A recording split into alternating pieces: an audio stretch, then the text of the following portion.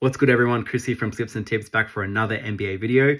In this video, I'm going to talk to you guys about my 5 favorite picks for the NBA slate today. This is for the Thursday morning games for me here in Australia and people on this side of the world, or Wednesday night if you're from the States and that side of the world. So I got 5 picks, guys. I'm really liking this slate. Now, before we get into the picks, guys, I just wanted to say the NBA ladder challenge is back. I brought it back, the 10 to 10K challenge. One of them hit and one of them didn't. I'm running 2 at the same time. I've got my YouTube shorts talking about it yesterday, and I'll redo those videos again after this one.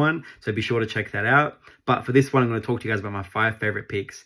Now, before we get into it, guys, I just want to say hello if anyone who's new here. My name is Chris. I post free picks on my page here, Slips and Tips. I've got a free Telegram group where I post extra plays, my Telegram exclusives every single day for the NBA. I've also got a free public Instagram page where I've got all my tips for a bunch of other sports, not just the NBA. Now, for this video, guys, we're going to talk about the 5 picks, and let's not waste any more time. As always, I like to do these in one take. Let's smash it out and let's talk about them. There's 5. So, first one, Josh Giddey, over 3.5 assists. I think this is a short line. He's done this in 5 of his last 7 games and 5 of his last 6 games against the Jazz, averaging 6.7 assists per game across that spread. He's also covered this line in 4 of his last 5 home games, averaging 4.4 assists per game when he's at home. And the Jazz are 30th in assists against their dead last. So you can see why I like this play. I think 3.5 is a bit short. It should have probably been at 4.5. I mean, the OKC are heavy favorites here, so maybe there's the chance of a blowout. Maybe that's why the bookies have lowered it to 3.5. However, I still think he can get 4 or more in 3 quarters. And I still think hopefully the Jazz can try to keep it somewhat competitive. Now, there's 232 projected total points for this game, so hopefully Giddey's contributing to that. We just need 1 assist in each quarter, or like I said, 3 before the 4th quarter. That'd be great. So yeah, Josh Giddey, guys, over 3.5 assists. That's my first one. Now, let's talk about my second one, guys. I'm going with Pascal Siakam from the Pacers to have 20 plus points. He's done this in 3 of his last 6 games, and he's up against the Pistons, who rank 26th in points against.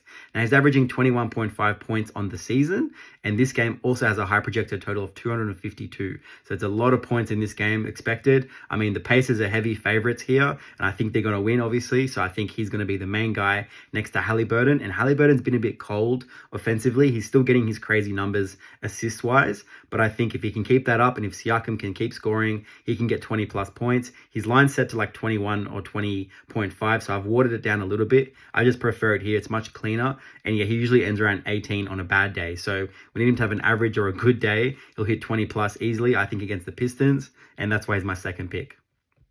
Now, got another pick, guys. This is my third one. This is another point. We're going with Jonathan Kuminga, who's a Slips and Tips Hall of Famer, to go over 18.5 points. Now, he's done this in 6 of his last 7 games, averaging 20.8 points per game. He's also hit this in 4 of his last 5 home games, averaging 20 points per game.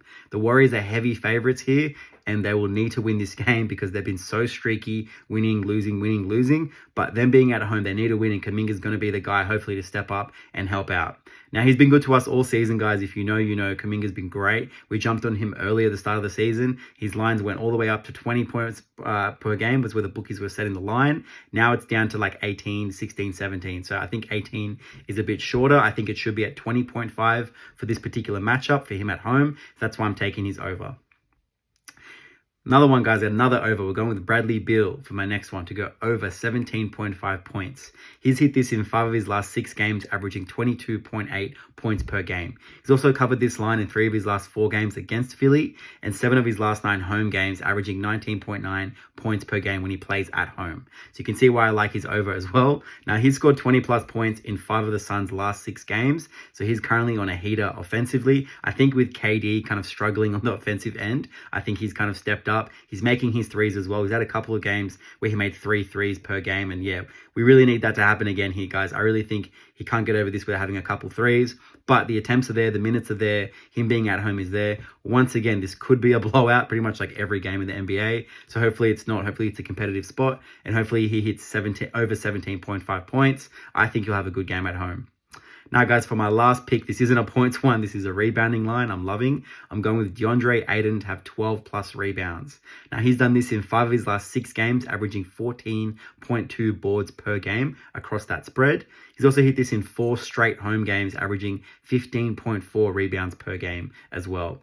Once again, hopefully no blowout. They're up against the Clippers, obviously as massive underdogs. The Clippers are looking so strong, but at the same time, quite streaky as well. And I just think Portland at home need to keep this game competitive. Hopefully, Matisse Thybulle and Jeremy Grant are out for Portland. They're currently listed as game time decision. So if they're out, that could be really good for his boards. And that's why I like him at 12 plus. His line is set to 12.5. Once again, I don't mind taking it at a slight discount. I watered it down to 12 plus rebounds. I think it's much better there. And right now, if you've been watching him, he's currently on an absolute heater. Every single game, he's been balling out. I think his rebounds line's the play here because of the potential blowout. I think he can get this in the third quarter, and that's why I like him. So those are my 5 picks, guys. I'll do another video, like I said, for the ladder challenge. But if you're new here, guys, please subscribe. I do this all for free. All I ask for is you show some love on my social media. Follow me on Instagram. Join my free Telegram group, guys. It's all for free. I hope these 5 picks hit and we sweep. That'll be great. But as always, we'll take 4 out of 5 as a worst case scenario. Let's get them ticks, guys. Cheers. Good luck.